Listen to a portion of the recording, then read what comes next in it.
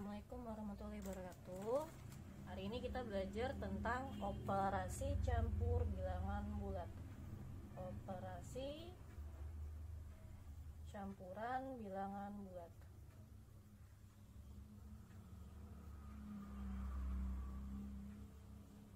Sebelumnya kalian kemarin sudah belajar tentang penjumlahan dan pengurangan bilangan bulat, khususnya bilangan bulat negatif. Nah, hari ini Ibu bahas tentang perkalian dan pembagian pada bilangan bulat, khususnya nanti bilangan bulat negatif.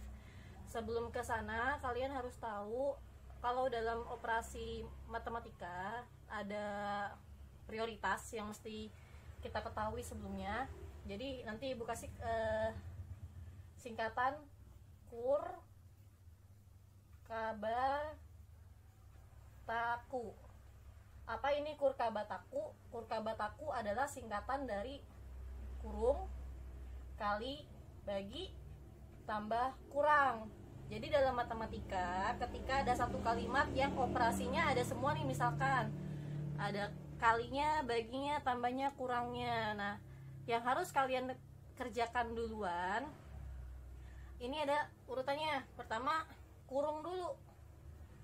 Maksudnya kurung, nanti ketika ada angka seperti ini 3 tambah 4.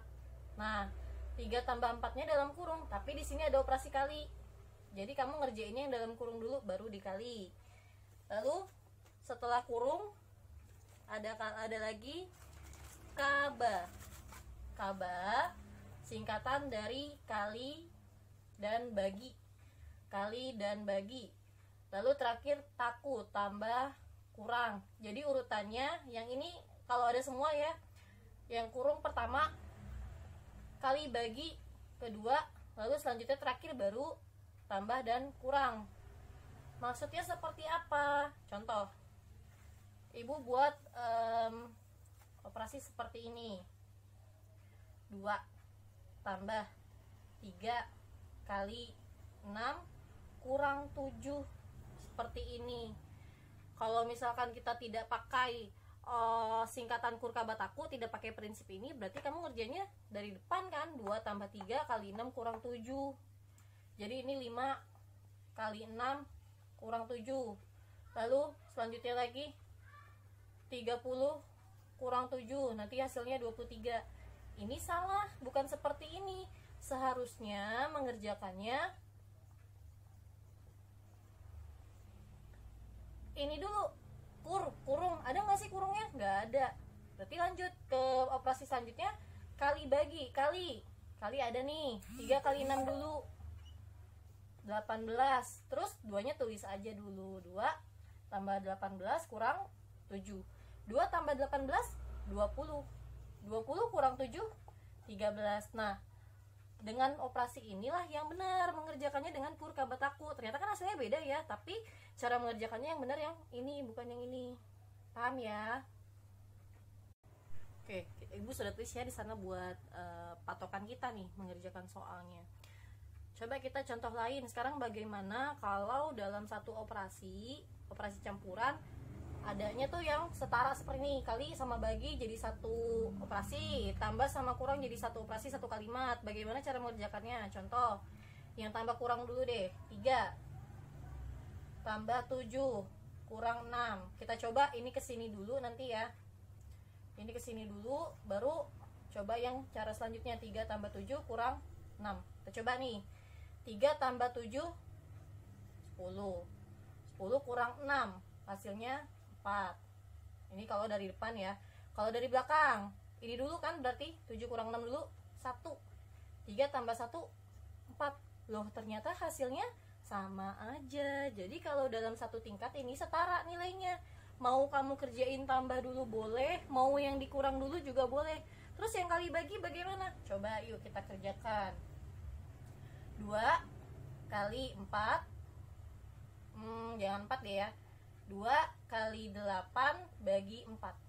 Ini kita coba lagi di sini. 2 kali 8 bagi 4. Boleh dari depan dulu. 2 kali 8 16. 16 bagi 4 berapa nih? 4 ya. Terus kalau yang dari belakang, ini dulu dong yang dikerjain. 8 bagi 4 2. Di sini ada 2 kali. 2 kali 2 4. Ternyata sama aja. Jadi kalau kesimpulannya, kalau satu operasi yang setara tempatnya kali sama bagi tambah sama kurang ada dalam satu kalimat yang sama, bebas kamu mau ngerjainnya dari depan dulu boleh, dari belakang dulu boleh. Kalau misalkan beda, ada kali bagi tambah kurang, itu baru pakai urutan yang tadi. Kita coba lagi ya. Yuk kita coba lagi yang ada semuanya nih operasinya, kali bagi tambah kurang. 3 kali 4 tambah 2 kurang 6 bagi 3. 3 kali 4 tambah 2 kurang 6 bagi 3. Yuk kita lihat aturannya. Kurung nggak ada kebetulan di sini, jadi kita bisa langsung ke tingkat kedua, kali sama bagi. Ya sudah, kita kerjakan kali dulu. Depan ada ya, 3 kali 4 12. Ini kan tambah, di sini ada bagi, berarti kita kerjain bagi dulu. Negatif 6 bagi 3, negatif 2. Nanti dijelaskan sama ibu. Terus di sini ini 12, di sini sudah ada min 2. 2-nya dikemanain? Tulis. Tambah 2 karena dia belum kita apa-apain ya. Ya sudah, ini tambah kurang, boleh kerjain dari depan. 12 tambah 2 14. 14 kurang 2, jadi jawabannya 12. Kalau misalnya nih kamu ngerjainnya langsung aja dari depan, coba dicek deh sama ibu deh ya, bareng-bareng ya. Nih, bener nggak hasilnya segini nih? 3 kali 4 12 tambah 2 kurang 6 bagi 3. 12 tambah 2 14 ya. 14 kurang 6 bagi 3. 14 kurang 6 8. 8 bagi 3 ya hasilnya nggak pas, 2,6. Udah pasti salah karena kamu nggak ngikutin prinsip ini. Jadi yang benar pakai Kurkabataku. Yang ini yang benar. Sudah paham ya? Oke anak-anak, ibu mau menjelaskan tentang perkalian dan pembagian bilangan bulat. Minggu lalu kita sudah belajar penjumlahan dan pengurangan, dan ibu kasih catatan sama kamu. Ada yang seperti ini ya, plus kali plus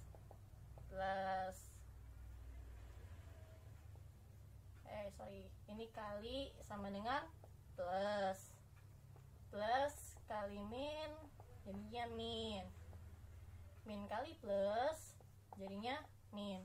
Yang diingat, yang sama, perkalian yang sama tandanya hasilnya positif, plus min plus. Kalau beda jadinya negatif. Berlaku juga untuk pembagian nanti sebaliknya. Ibu tulis di sini deh, plus bagi plus hasilnya plus juga. Terus min bagi min hasilnya plus. Kalau beda hasilnya min nantinya. Min. Jadi di sini ibu bikin singkatan ya. Kalau sama jadi positif, sama positif. Kalau beda jadi negatif, beda jadi negatif. Sapo bene, sama jadi positif, beda jadi negatif. Maksudnya apa? Ini berguna untuk mengerjakan soal yang kemarin. Kalau ada tanda yang berdekatan kayak gini yang kemarin, 3 tambah negatif 7. Beda ya, plus sama min jadinya min nantinya. Kalau di sini ini jadinya min 3 kurang 7. Nah, selain berguna untuk soal penjumlahan dan pengurangan, sifat ini juga berguna untuk perkalian, mengerjakan perkalian bilangan bulat. Contoh, 3 kali negatif 7. 3-nya kan nilainya positif, 7-nya nilainya negatif. Ini nggak usah bingung kamu ngerjainnya, dikali dulu aja. 3 kali 7, nggak usah pikirin plus minusnya dulu. 3 kali 7 21. Yang satu plus, yang satu min. Beda dong. Kalau beda apa? Negatif, berarti hasilnya jadinya negatif. Terus kalau kayak gini, min 9 kali min 6, nggak usah dipikirin negatifnya, angkanya dulu. 9 kali 6 54. Ini negatif, ini negatif. Sama dong ya. Kalau sama jadinya positif. Kalau positif nggak usah ditulis, ini sudah selesai. Bisa dipahami ya. Selanjutnya untuk pembagian, negatif 63 dibagi 7. 63 dulu bagi 7 kan 9. Yang satu negatif, yang satu positif. Kalau beda berarti apa? Berarti jadinya negatif. 63 dibagi 7 hasilnya min 9. Lalu ada min 100 dibagi min 5. 100 bagi 5 20. Negatif, ini negatif juga, sama dong ya. Kalau sama berarti hasilnya positif. Hasilnya positif, nggak usah dikasih tanda. Sudah selesai berarti seperti ini. Bisa dipahami ya. Oke anak-anak, di sini ibu berikan 3 soal cerita. Kalau dalam materi bilangan bulat seringnya itu soal-soal ujian itu dalam soal cerita dinyatakannya. Nah yuk kita belajar bagaimana sih caranya merubah soal cerita ini menjadi kalimat matematika sehingga kalian bisa mudah mengerjakannya. Boleh di pause dulu, kamu tulis soalnya 1-3, nanti setelah itu kita bahas bersama-sama ya. Oke anak-anak, kita bahas ya. Yang tadi soalnya nomor 1, ada kapal selam nih. Awal mulanya dia ada di kedalaman 300 meter di bawah permukaan laut. Ibu bikin dulu deh permukaan lautnya. Nah, kapal selamnya di sini ceritanya gambarnya kayak gini ya. Ini kapal selamnya. Dia ada di kedalaman 300 meter. Untuk menghindari ikan paus, si kapal selamnya naik sejauh 120 meter naik 120 meter. Nah karena udah aman nih, si ikan pausnya udah lewat, akhirnya dia turun lagi 200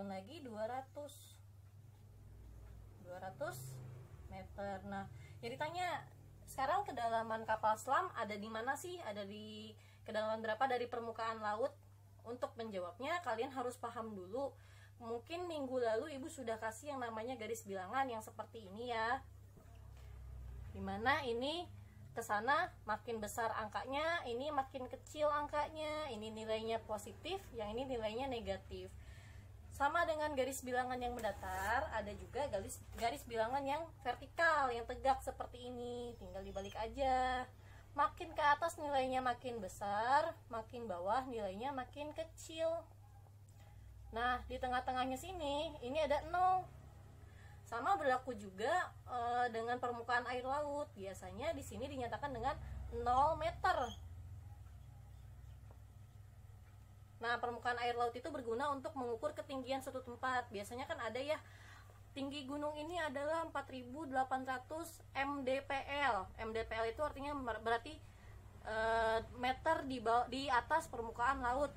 Permukaan laut gunanya seperti itu. Nah untuk soal yang ini, awal mulanya si kapal selam ada di kedalaman 300 meter di bawah permukaan laut. Di bawah, berarti kalau semakin ke bawah nilainya semakin kecil kan? Loh, yang angkanya semakin kecil daripada 0, yang lebih kecil daripada 0 berarti bernilainya negatif. Berarti awal mula kapal selamnya ada di kedalaman, nah ini dianggapnya sebagai bernilai negatif karena dia di bawah 0, negatif 300 meter. Awal mula di sini. Untuk menghindari ikan paus di sini ikan pausnya ya, maka kapal selamnya naik. Kalau naik berarti tandanya positif, 120 meter. Nah karena kondisinya sudah aman, maka si kapal selamnya turun lagi 200 meter. Sekarang ada di kedalaman berapa ya si kapal selam itu? Seperti kemarin mengerjakannya, satu nilainya negatif, satu positif, berarti yang besar angkanya dikurang yang kecil angkanya. 300 dikurang 120 hasilnya 180. Lihat di sini. Yang satu negatif, yang satu positif. Yang besar 300 nilainya negatif, maka hasilnya negatif. Negatif 180. kurang 200 meter. Lihat lagi, satu negatif, wah sama ya. Berarti kalau sama ngerjainnya ditambah angkanya, 180 tambah 200 380 meter. Karena dua-duanya negatif, maka hasilnya harus pakai negatif juga, negatif 380 meter. Artinya apa? Berarti sekarang si kapal selam ada di kedalaman 380 meter dari permukaan laut. Bisa dipahami ya? Oke, untuk soal nomor 2, awalnya kan es krimnya ada di dalam freezer. Terus karena panas mau dimakan es krimnya, dikeluarin lah dari dalam freezer itu. Sekarang udah di luar. Kira-kira suhu di luar freezer sama di dalam freezer lebih dingin yang mana? Yang di dalam freezer kan ya. Berarti kalau kita keluarin suhunya jadi semakin naik. Jadi tadinya kan suhunya itu negatif 10. Nomor 2, suhu awal es krim negatif 10 derajat Celcius. Ketika mau dimakan dan dikeluarkan, suhunya naik 14 derajat. Kalau ada kata-kata suhu naik, kayak tadi juga kapal selam naik, berarti tandanya positif. Suhu naik 14 derajat. Berarti berapa ya suhu es krim sekarang? Ya sudah, tinggal dikerjakan seperti biasa. Kalimatnya seperti ini. Tandanya berbeda, negatif 10 tambah 14. Kalau tandanya beda, ngerjain angkanya dikurangi. Yang besar kurang yang kecil. 14 kurang 10, 4 derajat Celcius. Yang besar yang mana? 14 nilainya apa? Positif. Maka hasilnya jawabannya positif 4. Plusnya nggak ibu tulis. Nah, untuk menghitung perbedaan suhu, nanti perbedaan ketinggian juga sama caranya. Yang lebih hangat atau angka yang lebih besar dikurang angka yang lebih kecil. Negatif 2 sama 10, negatif 2 sama 10, kira-kira lebih besar yang mana? Kan lebih besar yang ini dong ya, yang 10 ya. Untuk menghitung perubahan suhunya, caranya suhu yang lebih besar, si 10 derajat Celcius yang tadi, dikurang suhu yang lebih kecil, dikurang suhu yang lebih kecil, min 2 derajat Celcius. Seperti ini. Jadi karena di sini ada dua tanda yang sama nih, ketemu deketan, kita rubah dulu.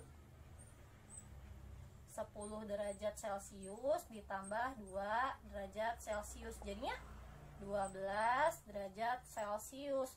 Kok bisa gitu sih Bu? Ya bisa, kamu kan nyari perbedaan suhu. Kalau ibu gambarin pakai garis bilangan, nih 0 di sini ada min 2, di sini ada 10. Dari sini ke sini udah 2 ya bedanya ya. Dari sini ke sini bedanya 10. Berarti perbedaan suhunya dari min 2 ke 10 ya ada 12 dong. Jadi penggambarannya begini kalau pakai garis bilangan. Tapi mudahnya sih langsung saja pakai kalimat matematika seperti tadi. Bisa dipahami ya. Oke anak-anak, mudah-mudahan kalian paham apa yang ibu sampaikan tadi. Ibu sudah kirimkan soal latihan. Tolong dikerjakan dengan jujur. Selamat mengerjakan.